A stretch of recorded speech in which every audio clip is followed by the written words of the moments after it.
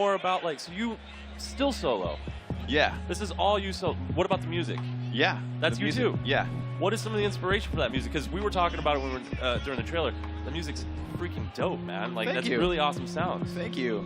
I'm inspired by a lot of like metal. Okay. Pretty much just metal. Everybody keeps saying metal, but your songs are synth. I know, right? Does that translate as a musician? How does metal become synth? Well, play metal with a synthesizer. Rattle. Duh. Rattle. Okay. Yeah. It's magic. Magic. Okay, that's what it is. Yeah. Well, 80s synths too really inspire me. So like bringing in some of those like synthy elements and things like that. Like the Lost Boys soundtrack? Yes. Okay. Yeah. What a legend was Tangerine Dream. Some of that stuff. Yeah. Duran, all that stuff. Yeah. No, your music's awesome. So what about the aesthetic? The art style? The art style is really inspired by the original classics, the 8-bit games, you could probably tell. But it's also got that 32-bit color aspect. Like, Sword and Sorcery is a big inspiration for this kind of, like, big pixels meets 32-bit colors. Oh, man. Dude, your sound design is tight, man. Thank you. You put a lot of effort into that. Yeah. He doesn't just wear the robe for show. I know. No, he really is. In Dude, the wizard foo work. You are a grand gaming wizard. That's amazing. You are a GGW? Yeah, GGW. He's a GGW. +2 awesome. For yourself. I don't know if that was for that was for you. Awesome. +2.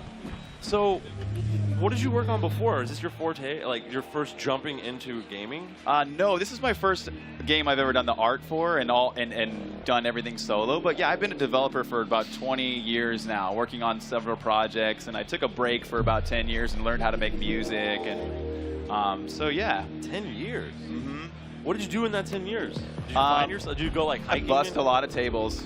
Really? Yeah. No, really? You just completely cut out of gaming altogether? Yeah. And became a waiter or a busboy? And what? And learned to make music, yeah.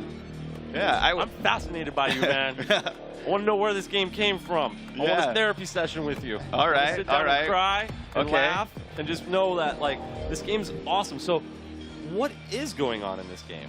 What's the story arc? Well, the story is that you're part of this intergalactic ship called Songbringer, and you fly around to different planets, survey them, make maps, sell your maps, and then once you're done, everybody parties.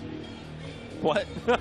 You mean like everybody just gets like? Oh yeah, it's like Burning Man in space. People are taking drugs and having a good time. That's like one of the reasons I was so happy to see this game up here is because you can take drugs in this game, right? You just have a good time.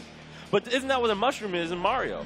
That's what I'm saying. Right? When you take medicine, you take Dayquil, it's a drug. It's not saying that it's a bad drug. He started the dope game.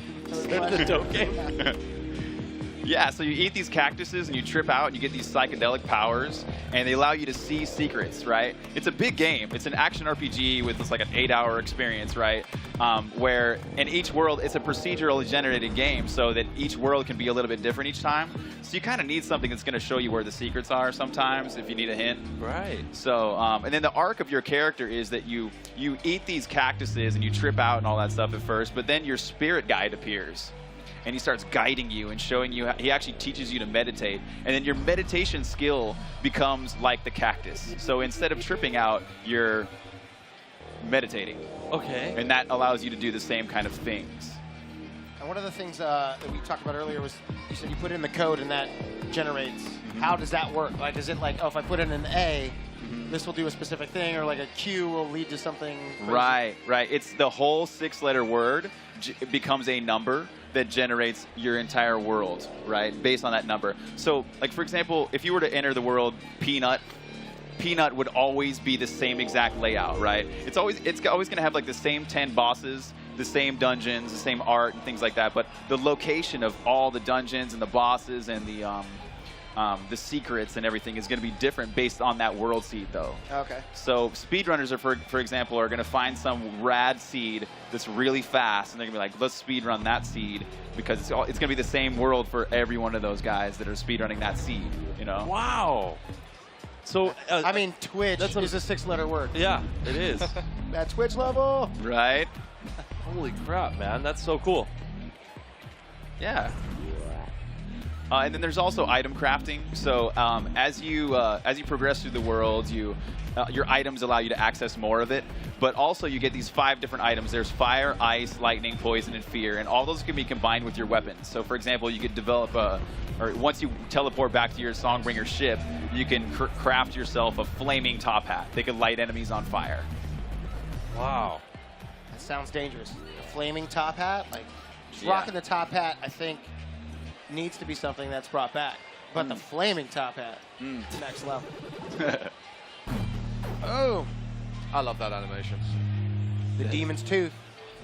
Yeah, so your health is courage, and the demon tooth represents that courage. And is that you sort of like every time you finish a boss, you get a new Right, tooth? you get another tooth, and then you're a little more powerful. Is there like is there an end game? Like, is there like if I do like go through the game, can I go back and sort of explore more, or put in another code with my duties already like maxed Right, out? yeah, you put in another code and play again if you want, yeah. Nice. So cool. So when can we expect this? Summer?